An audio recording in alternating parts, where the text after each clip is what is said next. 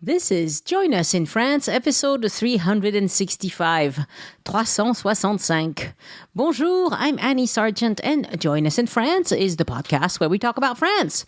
Great places to visit in France, French culture, history, gastronomy, and news related to travel during the pandemic, which is not for the faint of heart.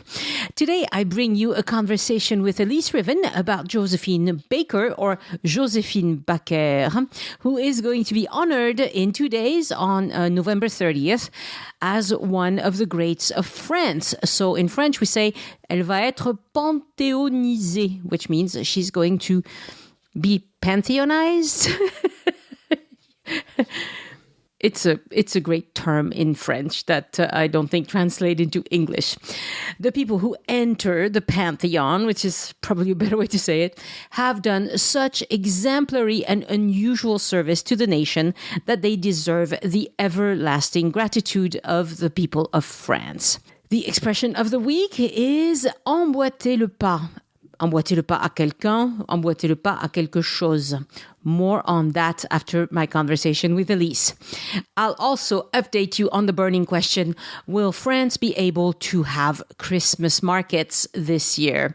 Our German and Austrian neighbors are mostly shutting theirs down. There are some closures in the Netherlands as well.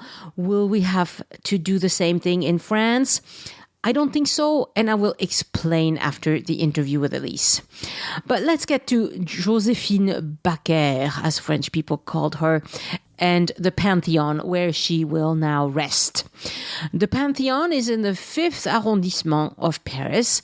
It was built in the 1700s by Jacques Germain Soufflot, and the avenue that leads to it is named Soufflot.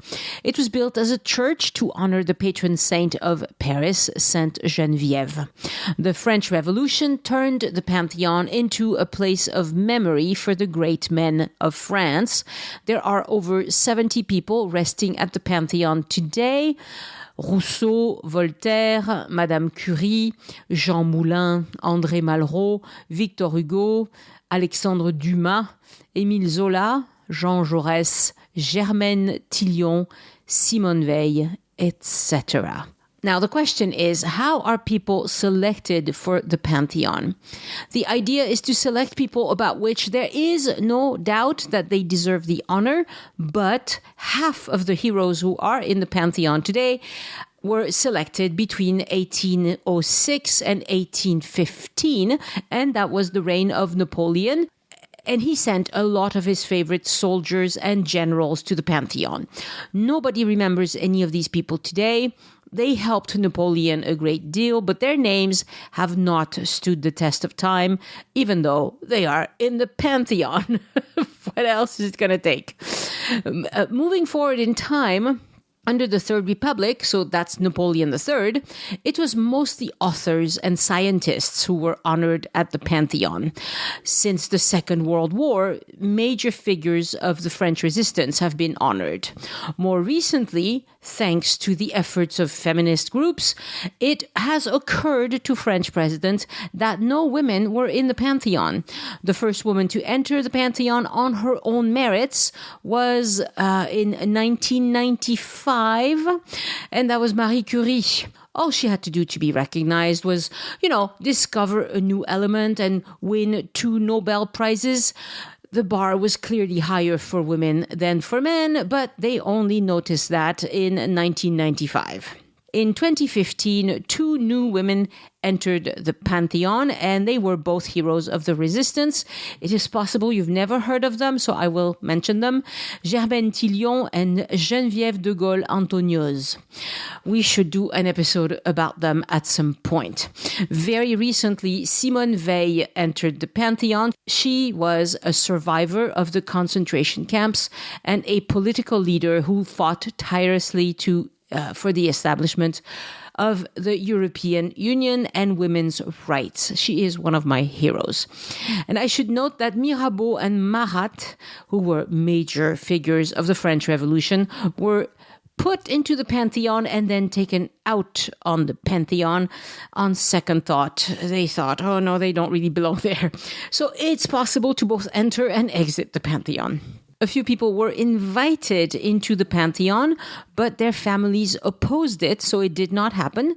That's the case for Romain Rolland and Albert Camus. It may seem like Josephine Baker is an odd choice for the Pantheon, but I see it as the opening of a new era. Emmanuel Macron, the youngest president we've ever had in France, selected a woman of great talent and vision who didn't let much get in her way. Could it be that he's not afraid of strong women? That would be a nice change, wouldn't it? After the interview, I'll update you briefly on the COVID situation in France, and things are changing, of course. If you like what we do here at Join Us in France, consider supporting us by visiting joinusinfrance.com/boutique to check out my cookbook, Join Us at the Table, my Paris tours on the Voice Map app, and podcast listeners get a discount if they buy from the boutique instead of directly from the app, and my very popular but right now closed itinerary planning service where I help you craft the best vacation in France for you. Follow Addicted to France on Instagram to see the photos of Josephine Baker. I'll post them this week. And the best way to stay in touch with me and with the podcast is to sign up for the newsletter at joinusinfrance.com/newsletter. And for those of you who are interested in the week-long French immersion program that we started talking about before the pandemic, and then of course the pandemic closed that down, I am looking into it again. We're hoping to be able to do something like that in the spring or summer of 2022. If you are interested in that, sign up for the newsletter, joinusinfrance.com/newsletter, and I will start talking to my newsletter subscribers about this.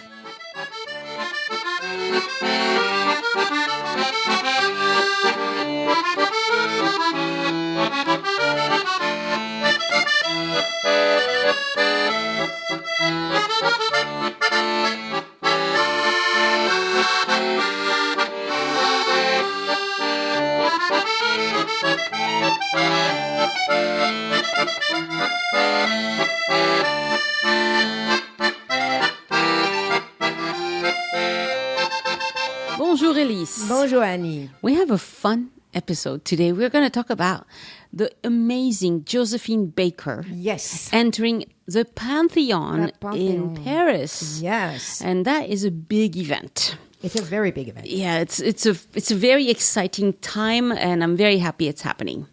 She apparently will be honored on the 30th of November, but her body is not going to be brought to the Pantheon, which some people, I think, don't realize. I was doing all this reading yesterday to make sure. She's buried in Monaco. I mean, this is part of her life story, and the end of her life story has to do with being a very good friend of Grace of Monaco's. And because the end of her life ended rather sadly, Grace invited her to come live there. Actually, she was in Roquebrune, which is a village that's technically in France, but it's like my house is here and yours is there. Right. And she's buried in Monaco. And so, in fact, what's going to be in the Pantheon is a plaque and a memorial stele of some kind of marker. But she will actually not be brought to the Pantheon, which I guess the family didn't want her to be brought in. I guess, yes. That's up ultimately, they are the ones it's who up can to the family. Say yes or no. Yeah. So she will be there in spirit. Well, and the whole point is to recognize her as someone who deserves to be there. Yes. Because we don't have enough women in there. And also, there's a ton of people who, why are they there at all? Like, who cares about all these dead generals that nobody's ever heard of? Well, I know they were friends with a politician, but they had no impact on French life. Well, they had impact on war, which for the first half of the 19th century was what France was all about. See, so I mean, I think that's part of the whole question of either what some people would call revising history, or saying the focus and the priority is not the same now as it was 150, 200 years ago. Which is a good thing. Yeah, exactly. So to know that there are 1, 2, 3, 4, 5, 6 women in the Pantheon right now. Mm-hmm. And there are only Josephine Baker, will be the only one who will be there not as part of a couple and not with a husband, because every single other one that was brought to the Pantheon was either there because they were simply the wife of, or with their hubbies because in the family did not want the woman and the man separated even after death. Right. So like Marie Curie, right? Her husband is there.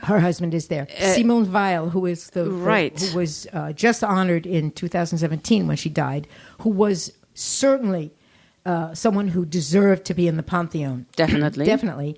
Her family, she had been married for a very, very long time. Her family, her son said, we would love to have the honor of having our mother there, but our dad has to go with them. Yeah. You know, so they're both buried there, even though her husband had nothing to do with being in the Pantheon. So Josephine Baker he had an important supporting role. He had a supporting role, but he's there because of her. Yeah, sure. Right. Sure, yeah. And Josephine Baker will be the only one there alone. Well, the thing is, which of her husbands would they pick? Well, none of them are around anymore anyway. Right. But it's true that her merit is not even a merit that's based on connection to somebody else in a sense. It's really it's like she was one of these people who pulled herself up by her bootstraps from the age of 11 and made her life herself. Yeah, she was it. She was it. She was it. Yeah. So I've sort of translated, probably very badly, Emmanuel Macron, current president. It's his decision. It was his decision in August. And in France, it is a strictly arbitrary decision of the president to decide who can go into the Pantheon. And this is basically what he said. He said, Josephine Baker has given the world a lesson, the lesson of freedom and emancipation, through her personal will and fortitude. This is what France is, and she is the ultimate symbol of that. Mm-hmm. Yes. There you go. Yeah. First artist and first woman of color. Yeah, there's not a lot of men of color either in the Pantheon. There's probably a few, but not very many. Not very many. And certainly most of them, as you say, are either writers or politicians or military. The vast majority are military. Right. So, of course, having a woman who was an artist. But the truth is, of course, if she had just been an artist and had not done anything else but basically the second half of her life, she probably would not have been considered to be worthy of going into the Pantheon. That's true. But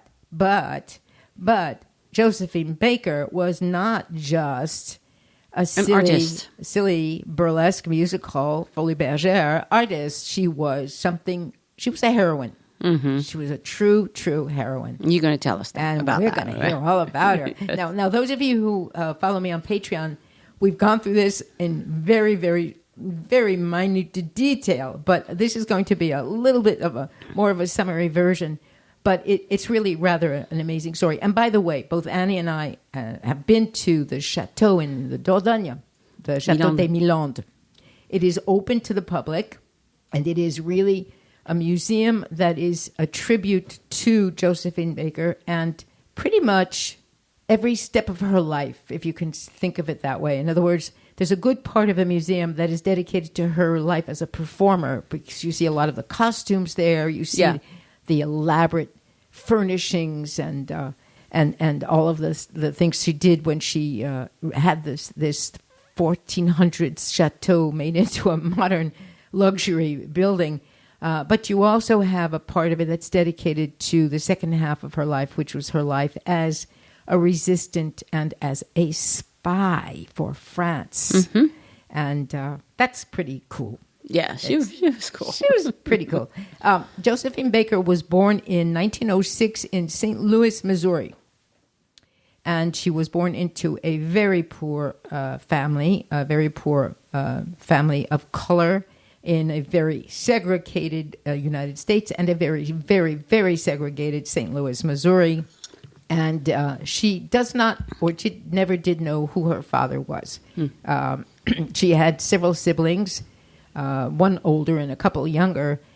The family was very poor. She had to leave school at the age of 11, and she was sent by her mom to work as a housemaid for a white family in St. Louis, which she clearly did not want to do. And because she had been from very, very young, very gifted in singing and dancing, and even in the family and going to church and everything, she got recruited with a bunch of other teenagers, and apparently this was something that did happen a lot at the very beginning of the 20th century in poor neighborhoods, which is kind of interesting because we certainly don't see any of this anymore.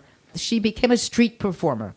She and a bunch of young people would go and do dancing and singing in the streets, and basically it was busking. It was getting money that way. But she liked it, and she was apparently very, very good at it. And so at the age of 14, she actually joined a real review where she got salary. And this was still in St. Louis. And it was also at the age of 14 that she got married. And in the space of a few months, got divorced. There's not much information about what that was all about, but I think it was largely getting out of the house more than anything else. Apparently, it was not a very happy household. Well, and it's a fine line between being a performer in a review like this and being a loose woman. Yeah. Right. So, especially in the mentality of the time. Exactly. This is what I'm talking about, okay? Right. So, being married kind of, I guess it gave her some respectability, but maybe it wasn't an ideal marriage. Maybe it was. At 14, how could it be? It certainly could not be, and it didn't last even a year, Yeah. And obviously, what's strange is that she took the name Baker. That was her first husband. I see, okay. So it wasn't her maiden name, and she kept that for the rest of her life, which is very interesting. I don't know why exactly. Maybe there was some legal reason attached to it, but it's very strange. Maybe she just liked the name. Maybe she just liked it. It's hard to know. Do you know what her birth name was? I don't remember. Okay. I don't remember. But her full name, I believe, was Elizabeth Josephine, and then I can't remember what her family name was after that. But apparently it was clear, and this apparently is you get testimony from people who even knew her starting at that age. She was driven by ambition, and she was driven by a desire to better herself and get out of there. Basically, get out of St. Louis, Missouri. And her situation. And live a different kind of life. So between the ages of 14 and 18, she was in several different reviews, and she became more or less known for her dancing ability, whereas originally she thought she would be a singer. That was really, really what she thought she was going to start off by being. She had a lovely, lovely voice. She had a lovely voice, of course, And so she worked her way up to getting into a review that took her to Chicago. And from Chicago, she made her way with another review to Philadelphia. And of course, in spite of the fact that we are still at the beginning of the 20th century and there's a lot of racism everywhere, it's certainly not the same thing being in the Northeast as it was in Missouri. And so she worked her way into a fairly respectable review. One of the things that I found very strange, but it's apparently also, as we say, typical of the time, was that a lot of these reviews were called the Negro Review or, that kind of thing. It was totally in normal. France, too. Yeah. I mean, it was just, that was the name, Yeah. And so she was a hoofer. This is what we would call a hoofer. A hoofer. A hoofer, yeah. I don't know that. Oh, it's a great word. It's for, chorus girls who do a lot of dancing, who are usually really good, but not a star. You're a part of the chorus line. You're just a hoofer. You get out there and you hoof away, it's like you dance along with a star. Radio City Music Hall, they're hoofers, that kind of thing. And in Philadelphia, apparently, so now she's like 18-ish, and she has set her sights on getting to Broadway. So this is a young woman who really has... She knew what she wanted. She knew what she wanted. She knew what she wanted to do and she wanted to get to, and she was not going to settle for anything less. And so apparently she had been signing all these contracts and then breaking them. And so how she managed to do this, I don't know, but she sort of wiggled her way out of a contract in Philadelphia and made her way to New York, and then got hired to be in a chorus, and of course was disappointed because that's all she was in.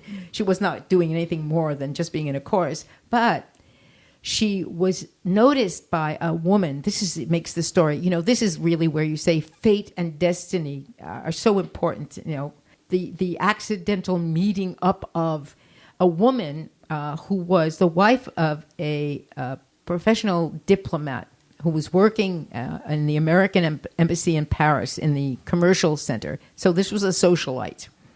She had her ambitions of her own. She obviously wanted to become a manager or she wanted to create a star, and she wanted to do something that would put her name in the books. And she went up to Josephine Baker, and she offered her a chance to go with her to Paris as a member of a Negro Review. And she said she would give her she wouldn't be the star, but she would have a feature role. So she wasn't just a chorus line person. And Josephine Baker said yes. There was nothing that she was not afraid of anything. I mean, when can you imagine? This is someone who left school at the age of 11. She worked her way up to the top just by dint of her incredible determination. Yeah. So she went to Paris, and she became a member of a group called the Negro Review. And she had a contract, and she was being paid a lot of money for the time. I think what I was reading was that it was $250. Well, $250 in the 1920s was a lot of money per week. And that was not enough. This is not what she wanted. She really wanted to get ahead. So after a certain number of performances with this particular troupe, she went over to the Folies Bergère, and she got herself an audition with them, and they hired her. And they made her a featured star of a particular number in the Folies Bergère. So she broke another contract. She was constantly doing this, breaking these contracts. It was like, luckily at the time you didn't get sued for doing things like that, And her act was an immediate, huge success. And they made her a star. Wow. And she became a star of the Folies Bergère. And of course, if anybody has ever seen pictures or even a video, which you can actually see on YouTube, of this incredible performance that she did, which, interestingly enough, she claims was ironic and mockery, which a lot of people, of course, were scandalized by, because she's pretty much nude except for a belt of bananas and flower petals around her waist and a little kind of a bikini bottom. And she does this kind of shimmy dance, and she sings. And but it was standing room only, and she became a big star. And by 1930, she could name her price, and she started traveling all over. And she was famous. Really famous. Yeah, she was famous. So she's 24 years old, and she's already on the top of everything. And she's gone through a couple of other husbands, by the way, by this time. Actually, one was never her husband, but he was her manager. But he stayed with her for a number of years. He was her impresario, And she must have been a wonderful woman to know and be around, but she was probably a man-eater, she just gobbled them up and spit them out, It was like, whenever they were useful, they were there, and whenever they weren't useful, it was like, I don't need you anymore, That's a good way to put it. So I think that's what it was. But so it was with the money that she made as a star, and she started singing, and she made this song, which of course is very famous, called J'ai deux amours. Mon pays est Paris. There she goes. She's got a good voice. I would dare it. Love that song. So everyone started to realize that not only was she a dancer, but she was a singer. So she cut a few albums. No, she cut a few records. They didn't have albums then. And they even offered her roles in some movies. So she was on the top. In 1937, so we're getting up to the time of the atmosphere changing in Europe. We're heading into the miserable times of World War II and everything. In 1935, she was able, with money she had, to buy this chateau, the Château des Milandes. So she bought it in 1935. In 1937, with the man that was her new husband, and this is what makes this interesting. So she was married for a very short time to a man named Jean Lyon, who was a rich son of a rich industrial family. They owned sugar factories, and immediately after getting married to him, she took out her papers and became a French citizen. Immediately after, and within she knew what she wanted. She knew what she wanted, and apparently, I was reading another thing just yesterday about it, because I'd been reading. I knew all of this already before, but apparently, Now people think that this was strictly an arrangement that the two of them had made, because in exchange for that, Jean Lyon, who was from a family that was Jewish, was given papers to go to the United States. So at the end of the year, he and his entire family fled and went to the United States, and therefore were saved from what happened afterwards in World War II. Josephine Baker stayed. She had her money. She had her citizenship. She had her chateau in the Dordogne. And in 1939, no longer married, but still at the top of her game, she went, before war was declared, she went to the head of what is called the Counter-Espionage Service of France. And she offered her services. And what she said was, she said, France has given me everything. I will give my life for France. Wow. And she became one of their most important spies and a courier. That means that she was able to carry secret papers from one place to the other. And the way she did it was by putting notes in her music sheets. She had secret codes that were in her musical sheets. I don't even know if she could actually read music, to be honest. And probably she could. She probably could by that time. And occasionally, she had lists of names of traitors, and she would sometimes carry things folded in pieces of paper in her bra. And she was never stopped, ever. And once France capitulated, so in 1940, what she did was she went to North Africa. She went to North Africa, and she joined the French Free Forces in North Africa, and she enrolled officially in the army, so she became an officer, which is why you can still see pictures of her in uniform. In uniform, with her medals that she actually got, after the war was over. And she entertained the troops, and she covered all of North Africa. That is, she was in Morocco, she was in Algeria, she was in Tunisia, she was in Libya. She went back to Europe. She went back and forth all the time. And all the time she was entertaining the troops, she was carrying messages, secret messages from one part of the secret counter-espionage group to another, including, messages to de Gaulle and to all of the generals. And right, because de Gaulle spent a lot of time in Africa well, right, to organize resistance. He used the troops, the French troops that were with all these colonies. Yeah. And those of the French army that decided to not capitulate and go to fight with him. Yeah. So she performed for the Allies, she performed for the American troops who were stationed in North Africa. She performed for all of the troops. She never stopped. She never stopped performing, and she never stopped being a spy. And they were amazed at how well she was able to convince people that she was just this airhead, basically. I mean, really, that she played this role. And the Germans never questioned it at all. And so by the time we get to 1945, she is considered to be one of the most successful spies that the French had during the war. And unfortunately, it's not until later, it was only in 1961 that she got the Legion of Honor.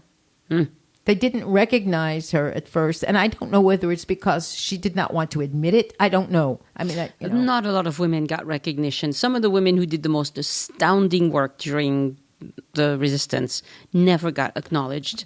And, for as much as I think we should acknowledge Charles de Gaulle and his achievements, one of his achievements was not to recognize the work of women around him. That's true. He never saw any of it. It's like they could do all sorts of things, and it's like it never happened. In his mind, it didn't register. No, you're right. And there were even two women here in Toulouse that now have plaques outside when I do the resistance tour, there's a plaque outside for them. They weren't recognized till much later after the war was over. So, and it's in great part due to de Gaulle and he was blind to it. I mean, I think at the time it was, unless you were upfront and knew what they were doing, I think a lot of them were invisible. The women were invisible, which is probably why they were able to get away with certain things. For some of them didn't get away with it. True. I mean, so after World War II ended, what happened was though that in the interim, she, of course, was using a lot of her personal money. This is the other side of Josephine Baker. She was extraordinarily generous, and she was mindless about who was taking care of her money, and she got herself embezzled. People around her were stealing money from her. There was proof afterwards that there were people that were having her pay twice for the same thing. She never paid any attention to anything. She had all this money. She never looked at the books. She never looked at anything. Yeah, she trusted people too much. She trusted people far too much. The other thing was that she had a very difficult and unfortunate pregnancy after which didn't come to term, and she had a hysterectomy, and she dreamed of having children. So when she had this chateau, the Château des Milandes, she decided with her last husband, a man named Jules Bouillon, who was a band leader and who stayed with her for a fair number of years, actually. They agreed together to adopt a bunch of children, and she created what she called her rainbow family. Her rainbow family was a family of 12 children from 9 different countries.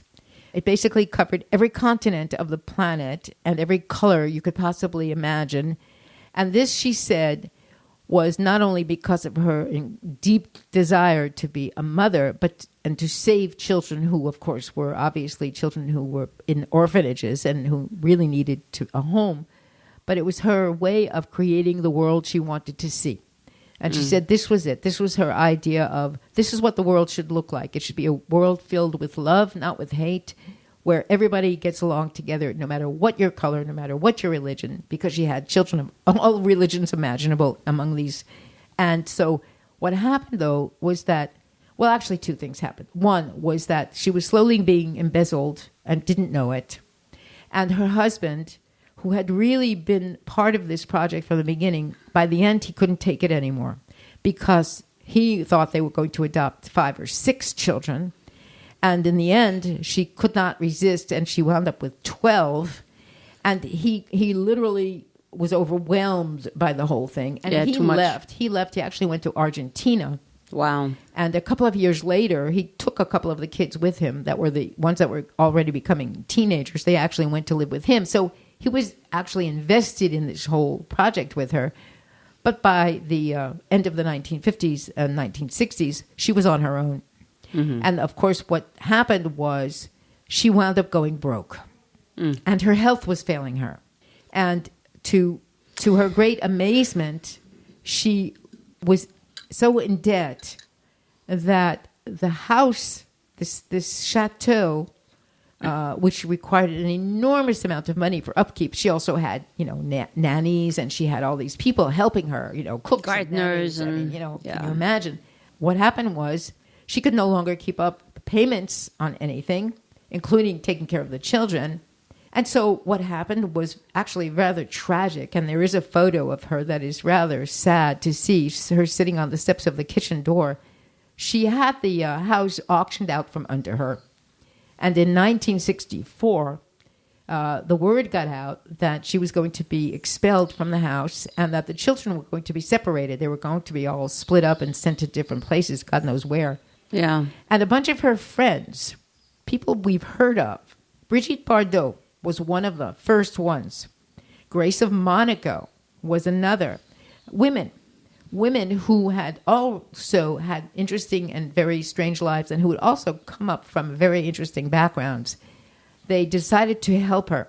And so a petition was started, and she did some performances, and they got her enough money so that she could keep the chateau. And that lasted from 1964 till 1968, at which point it wasn't enough. And she was literally put out the door. Yeah. She had gone on...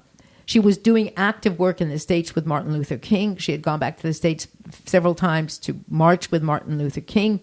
She was doing all this politically active work. She was not doing much performing anymore, which, of course, meant that she wasn't bringing in a lot of money anymore. Yeah. And her investments were gone. And so what happened was that... You know what she'd do today? What? She'd write a few books. She'd write a few books. And on her name... alone could go on all these talk shows, be invited to talk about her books, and that would probably have kept her afloat. You're right.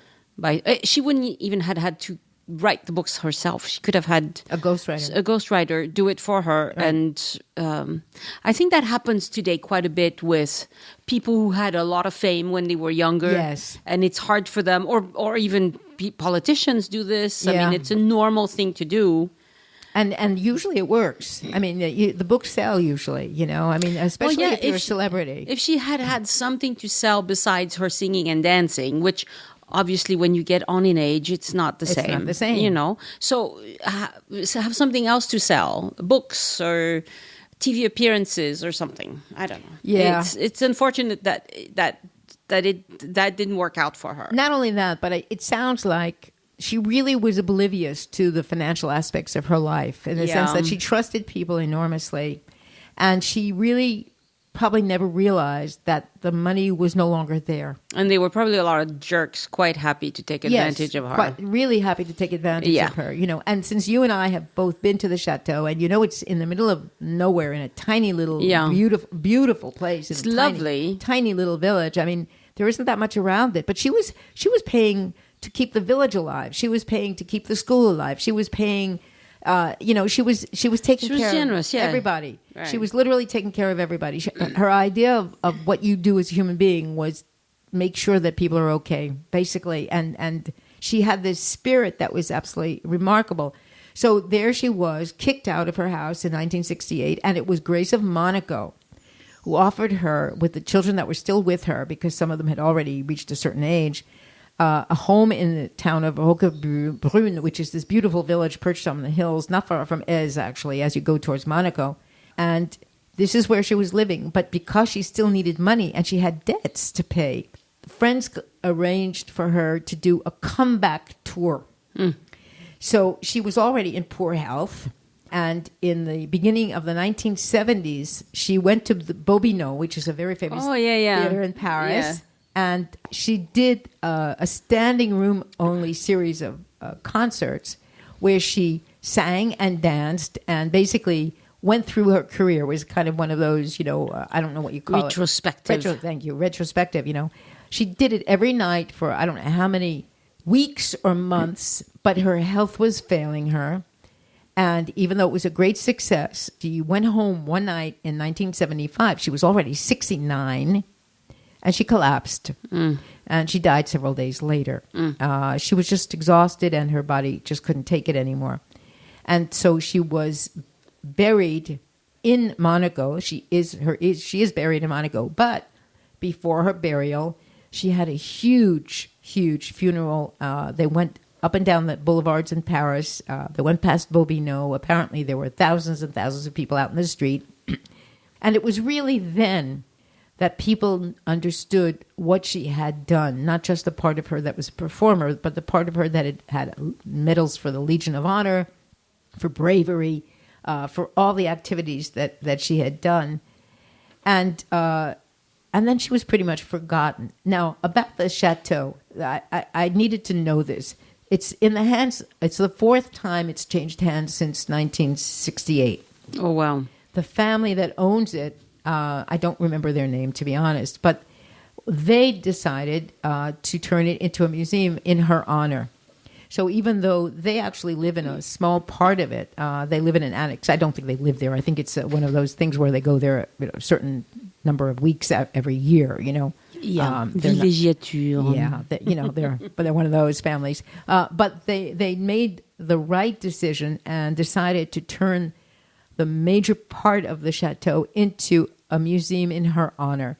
So in the museum, you have many of the costumes she wore. You have very good information about the life she led there, lots of photographs about the children. And in the top room, which is basically an attic that has been turned into a big room, you have all of the medals that she had during World War II. You have photos of her in her military uniforms. You have all of the information about her life, the second life of Josephine Baker, which is the life of a patriot, a French patriot.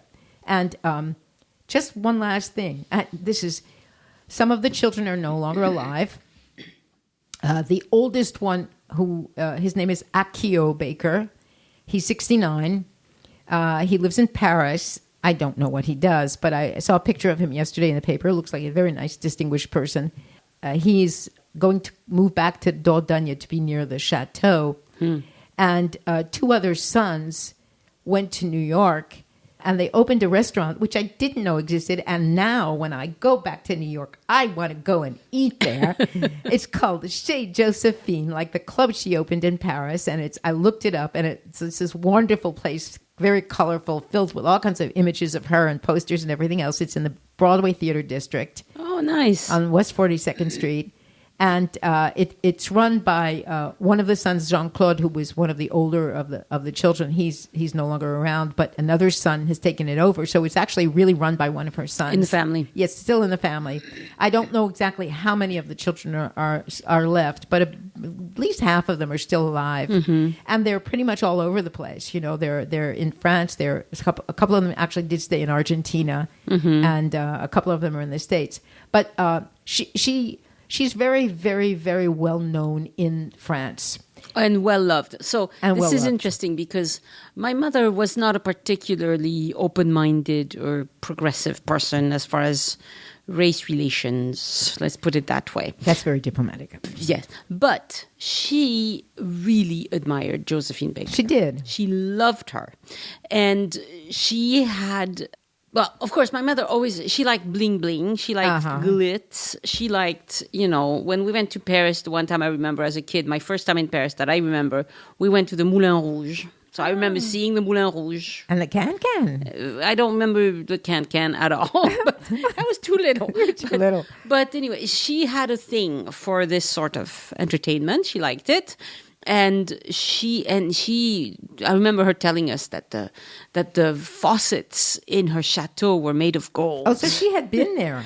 She had been there, yes. She took us when we were kids. They are made of gold. You couldn't visit it then. Right. But it's all blurry in my head. But she really thought she was, when Josephine Baker was on TV, we had to turn it on and watch her. Yeah, she loved it. So, even people, I think she was good at helping French people who were not necessarily all that open-minded, generally speaking, right, but see the value and the talent of this woman. And the way she did it, she really captured people's affection. Let's put it that way. Yes, and what's interesting is that in spite of her never wanting to go back to live in the United States, and by the way, what's interesting too is that in the 1930s when she was really a huge star, she did an international tour. She really did a worldwide tour, and the only place she was not a huge success was in the United States. And I suspect that it was because it was still hard at that time for people to accept that a woman of color was that important in terms of culture, But she went back in the 60s and became a very active member of the anti-segregation movement. Yeah. She didn't live there. She just kept going back and forth. She went back and forth a lot. And in France, she became an active member of an organization called LICRA, which is the League Against Discrimination and Racism of any kind. Right. And one of the things she used to say was that her cause was not just about people of color. Her cause was tolerance. Everybody should love everybody. I mean, it was very idealistic in a sense, but she was very much an open-minded, humanistic person. Yeah, people are people. Who cares what color they are? Exactly. That was exactly what she used to say. Yeah. Yeah. And that, of course, was part of the reason why she wanted to adopt children of every continent. I mean, she had She had this hope for a future that was she more had this inclusive. Hope for a future, I talked on the podcast about another African American who had a big impact on French life, not as big as Josephine Baker, but his name was Eugene Jack Bullard, an African American who came to France in World War I and became very famous for his work in World War I and World War II as well. He did some spying similar to Josephine. He owned a cabaret, and he often overheard German officers who would come to the cabaret discuss things, and then he would pass the word around. So another outstanding African-American person who loved France and moved to France. But of course, he wasn't as famous. He couldn't sing or dance, I don't think. Right. But anyway, I talked about him in episode 310 of the podcast. He's a very interesting person. I've never heard of him. Of course, there were, starting right after World War II, there were a number of American writers who James Baldwin, of course, came to live in Paris. A bunch of people, there were lots of jazz musicians who came to live in Paris. But they were Americans going into exile, basically, she considered herself French more than anything else. Right. So it's interesting that people often ask, is it true that France isn't as racist as the U.S.? And I would say that that's not true. French people are just as racist as anybody else. It's just a different type of racism. Yeah. The flavors of racism are different in every country. Yeah. France happens to not have a very strong flavor of racism against African Americans or against Mexicans.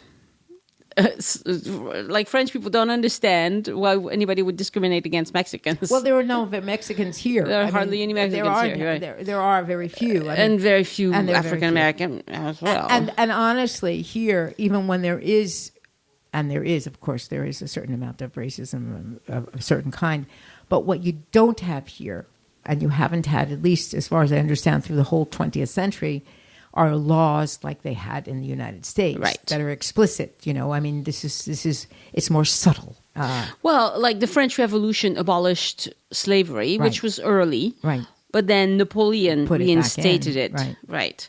And in the colonies. In the colonies, right. And so we have this whole problem with Haiti and, the way we treated French colonies and the people of color who lived in those colonies. So it's not like France is blameless at all. No, not at all. It's a different kind of, racism that it's much more connected to the history of its various colonies, which includes North Africa. And then, of course, you have the relationship to places like the Guadeloupe and Martinique. It's much more complex. Let's put it that way. And also France doesn't have this kind of religious fervor that some people turn their religious fervor into a form of racism, so God doesn't like Jews and God doesn't like black people, like the curse of Cain and this and that,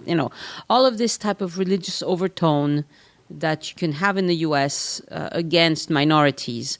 We don't have it here because religious overtones just don't work here. Unfortunately, right now there are certain politicians who are making it trying to bring it up. But I think when you think about it, when Josephine Baker arrived in France, she was exotic. She was an anomaly. She was an exotic anomaly. And because of that, even if there were overtones in, I'm sure, lots of places of comments about her, she got away with certain things, because first of all, she was very beautiful. And she was very exotic looking because she was she thought her father was actually someone Spanish. Nobody ever knew for sure. But she also had a lot of Native American in her background, in her ancestry. And so she had this very exotic look about her. And she seemed to be above it. I think that the way she lived her life, she must have been aware of the fact that there was all that racism around.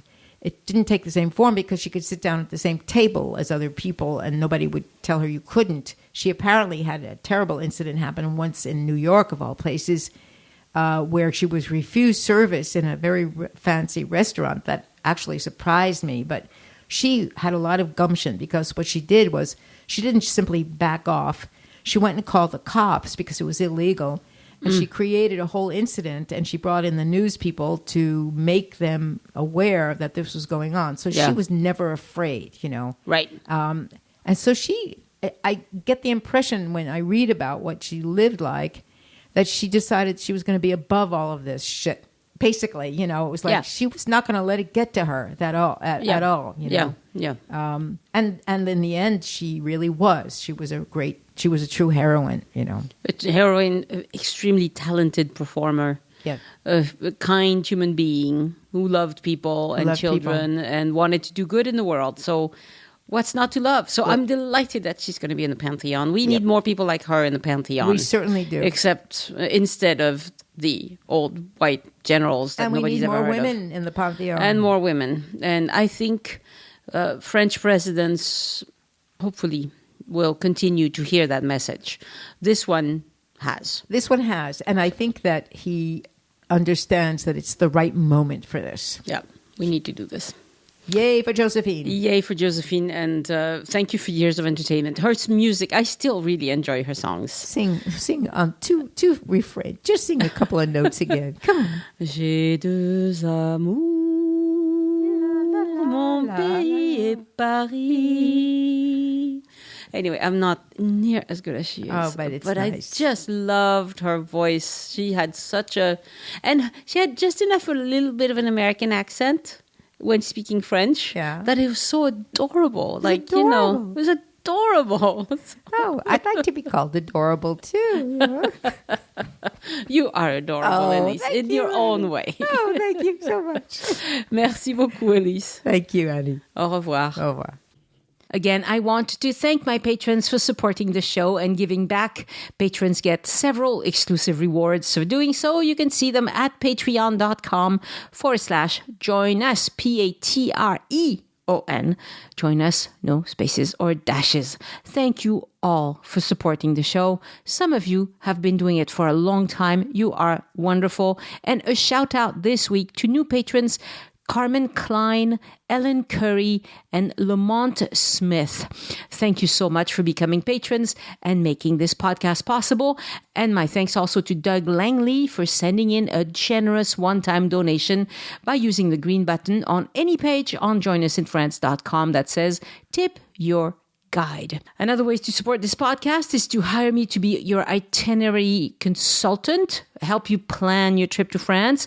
To see the details of how this works, go to joinusinfrance.com/boutique. But this service is turned off right now. It will be back on December 26. French tip of the week. Okay, so this is emboîter le pas. So for example, passez devant, je vous emboîte le pas. Okay, I'd really only say that if I was trying to impress someone, because emboîter le pas means je vous suis. I'm following you, right? Je vous suis.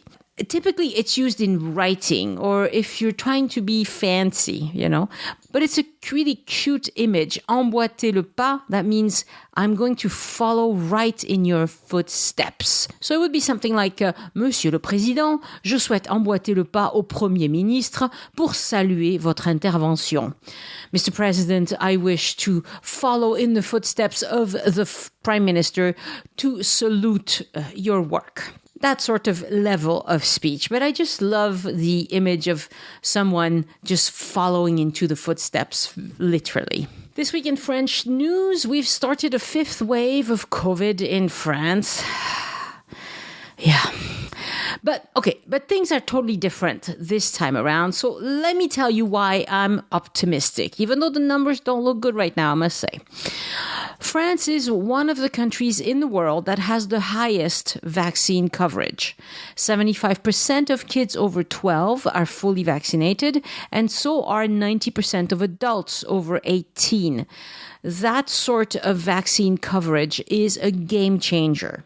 A group of ministers, including our health minister, made announcements this week, and here's a summary of the new rules in France. Booster vaccinations are now open for all adults, ages 18 and above, and that's on November 27th. So by the time you hear this, it will be done. The booster shot will be available 5 months after receiving the second dose. So far, they had been saying 6 months. Now they're lowering that to 5 months.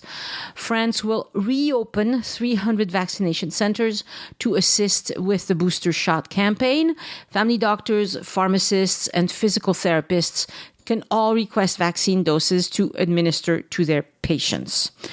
People Age 65 and older must receive a booster dose by December 15th or their health pass will expire. And the beauty of this is it's all in that QR code, right? You don't have to explain anything. The QR code knows when you were vaccinated and how old you are. So there's no getting around this. People between the ages of 18 and 64 must receive a booster within 7 months after their second dose, or their health pass will expire beginning January 15th, 2022. Listen to this one, because this is the one where, I've been telling you that Macron is slowly twisting people's arms. This is one more crank on the twisting of arms. Temporary health passes based on a negative COVID test will be reduced to 24 hours rather than the current 72 hours. And that's beginning on November 29th. This is huge because it will make the lives of unvaccinated people even more difficult, and that's what he wants to do. Wearing a face mask indoors is again mandatory in all public indoor spaces as of, it happened this week, regardless of vaccination status. Local authorities can require face masks outside in certain areas, such as, heavily traveled streets, Christmas markets. I hope all Christmas markets post security at the entrances and check health passes. Vaccines for children between 5 and 11 will not begin before the end of the year, after the French Health Authority has had time to look at this. And I think Christmas markets in France will be able to continue because we have the pass sanitaire. So you'll show your pass sanitaire, you have your mask on, you won't be able to take off the mask, but there is no talk in France of canceling anything because of this fifth wave. And I didn't get into it because most of you don't have kids in school in France, but the rules changed also somewhat for kids between 5 and 12 who can't be vaccinated.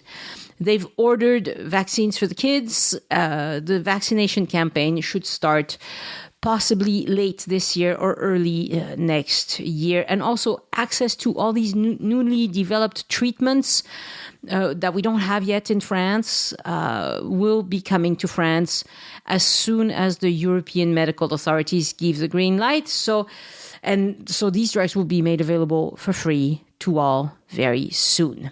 And just as I'm recording this, just today we started hearing about a new variant from South Africa that is taking over the world, which means that it's better at spreading than Delta even. And Delta was better at this than the previous.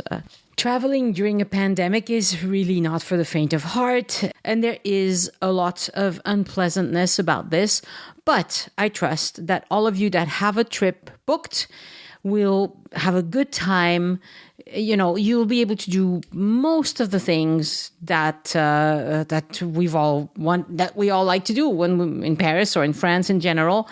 It's just that there's going to be a few rules to follow and blah, blah, blah. Yeah, it's unfortunate. Show notes for this episode are on joinusinfrance.com/365, the numeral. And if you enjoy the show, please introduce a friend to the podcast and tell them how to listen, why you listen, all of that good stuff. Next week on the podcast, an episode about some misconceptions that Americans and even French people have about the French Revolution with historian Suzanne Levin. Send questions or feedback to Annie@joinusinfrance.com. Thank you so much for listening, and I hope you join me next time so we can look around France together. Au revoir. The Join Us in France travel podcast is written, hosted, and produced by Annie Sargent and copyright 2021 by Addicted to France. It is released under a Creative Commons Attribution, Non-Commercial, No Derivatives license.